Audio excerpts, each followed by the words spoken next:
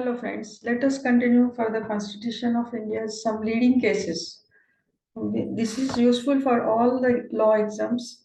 As you know, they have done because of some amendments also affected due to these cases. One of this is Romesh Thapar versus State of Madras. It was in 1950. The SC held that the freedom of propagating ideas through circular is included in the freedom of speech and expression. Right to freedom, as you know, it is mentioned here, right to freedom, protection of certain rights regarding freedom of speech, etc. All citizens shall have right to freedom of speech and expression to assemble peacefully and without arms. This is Article 19, right to freedom. And the landmark judgment which upheld the freedom of speech and expression includes freedom of press also, because it was regarding one magazine Mr. Romesh Thapar was circulating and it was banned in the some part of Madras, and that was freedom of press. It was held in by SC. That freedom of propagating ideas through circulars is included in freedom of speech and expression. So this is the first case which is leading in after our freedom. So this is the second one. We'll just go for that. State of Madras versus Champakam Dorai Rajan. It was in 1951. Champakam Dorai Rajan. She was a medical student and she was Brahmin and she couldn't get admission for a medical college. And for that reason, the case was State of Madras versus Champakam Dorai Rajan. This is a leading case in 1951. Madras government has reserved places in state engineering and medical institutes for various communities based on classes, religion, and race. This was challenged before the court as it violates Article 15(1) of the Constitution.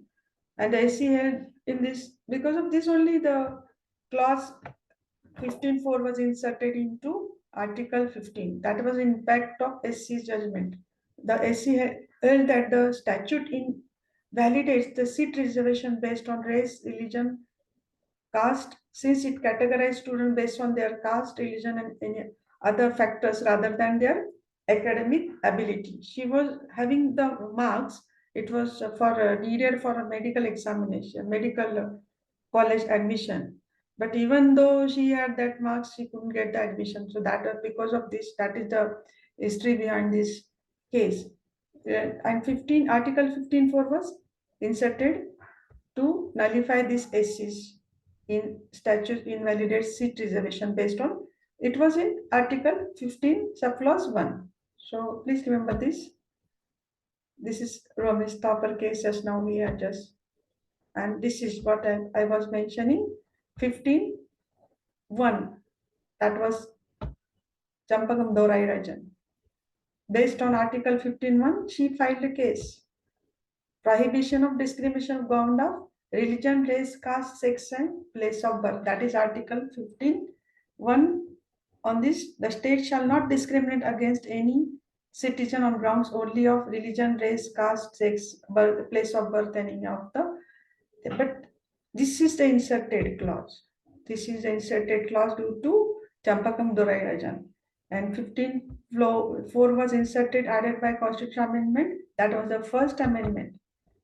Please remember this. This is the first amendment because of this judgment. Champakam Dorai Rajan, it was inserted.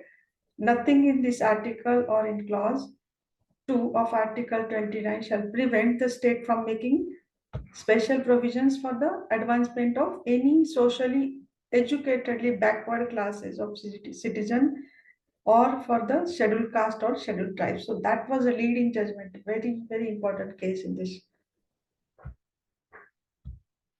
This is K.M. Nanavati versus State of Maharashtra. It was in 1959. At Session Court, appellant was charged. This was a jury trial case, and this was the last case by jury's trial verdict.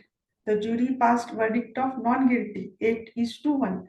So majority was there, not guilty, even though there was a evidence. At the Session Court, appellant was charged under Section 302 and Section 304 of IPC and was tried by session judge and with the aid of special jury.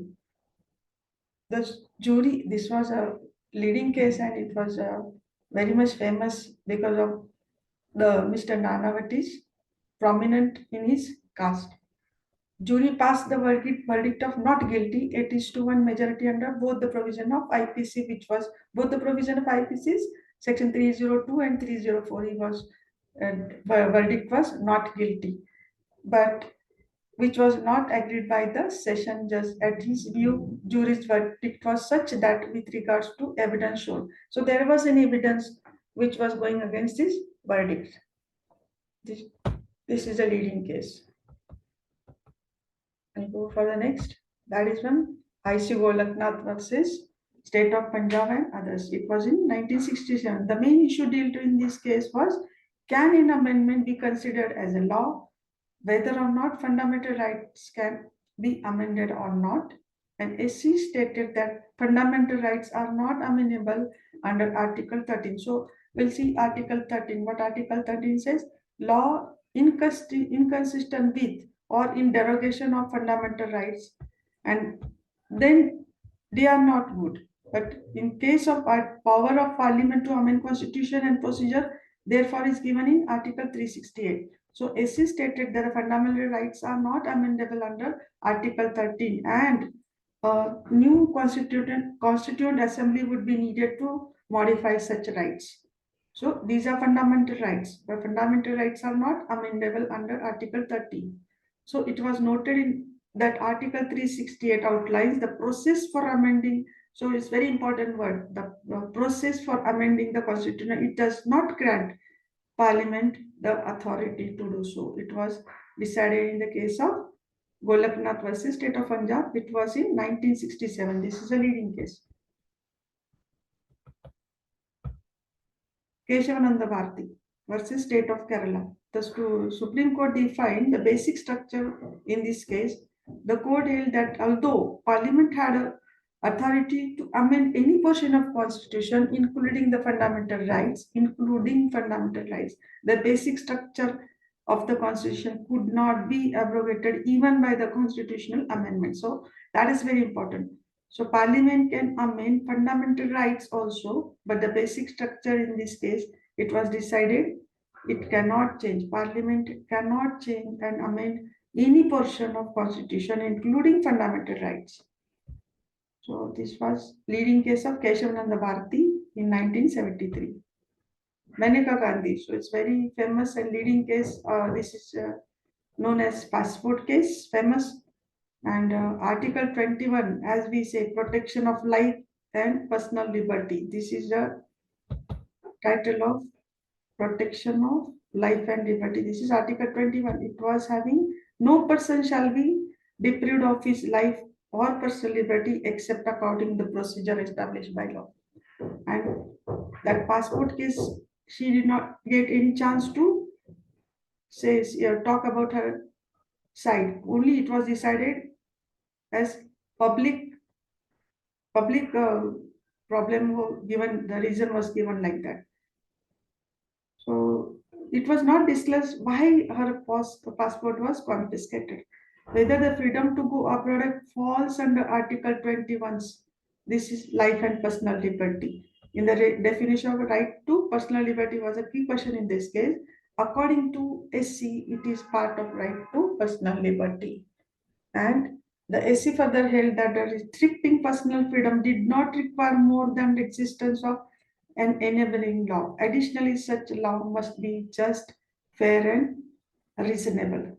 So this is very much important. I mean, Maneka Gandhi's case is very much important. It was, the year was in 1978.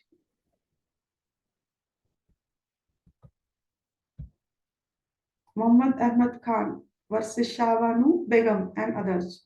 So this was in 1985, very much leading case. And the CRPC's section 125, I have just written it, chapter 10 of CRPC, order for maintenance of wife, children and parents. In this section 1, this is section 125 of CRPC. Under this is quite secular section giving the order of for maintenance of wife, children and parents. And under this section 125.1 is giving If any person having sufficient means neglects or refuses to maintain his wife, unable to maintain herself. So this is the order of giving maintenance to wife, and with this help only she filed a case for this is a crucial cause in the struggle for Muslim women's rights. The SC affirmed a Muslim woman's claims to alimony. So it was quite the amount was very less. It was in 1985 rupees 20 maintenance was claimed under this, but still the SC there was a denial from because of the it will just be right, it will create one right to Muslim women. So the challenge was there, the crucial case in the struggle of Muslim women's rights, and SCA from the Muslim women's claims to alimony and declared that everyone regardless of religion, so this is very important, regardless of religion, is the subject to 1973 Code of Criminal Procedure. So, irrespective of religion, the need was important, and the ruling was overturned by the government of the day passing the Muslim Women Protection on Divorce. That was in 1986. But the case was of only rupees 20. It was very important leading case. It was not a question of rupees 20. It was a struggle for women's claims to maintenance.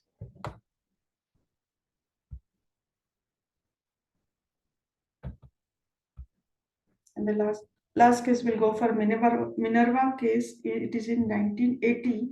The judgment struck down two changes made to the constitution made by 42nd Amendment Act in 1976, declaring them to be violative of basic structure. So basic structure doctrine was very much clear in this. That the judgment makes it clear that the constitution and not the parliament is supreme. So constitution supremacy was held in this Minerva case in 1980.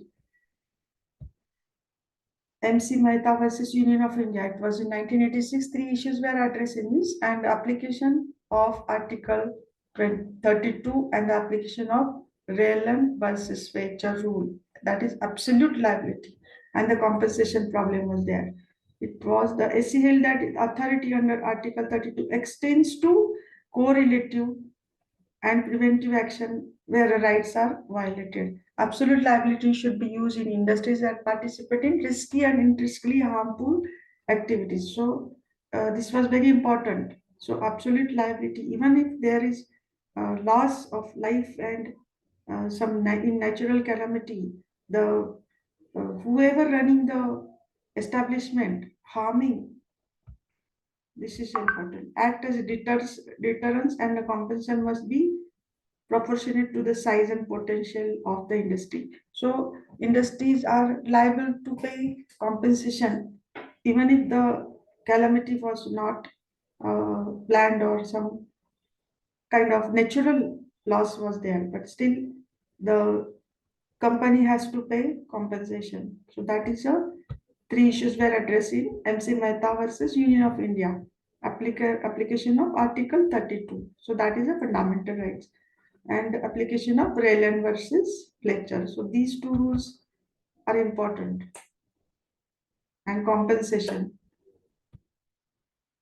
SC held that authority under Article 32, that is fundamental right, extends to correlative and preventive actions where rights are violated.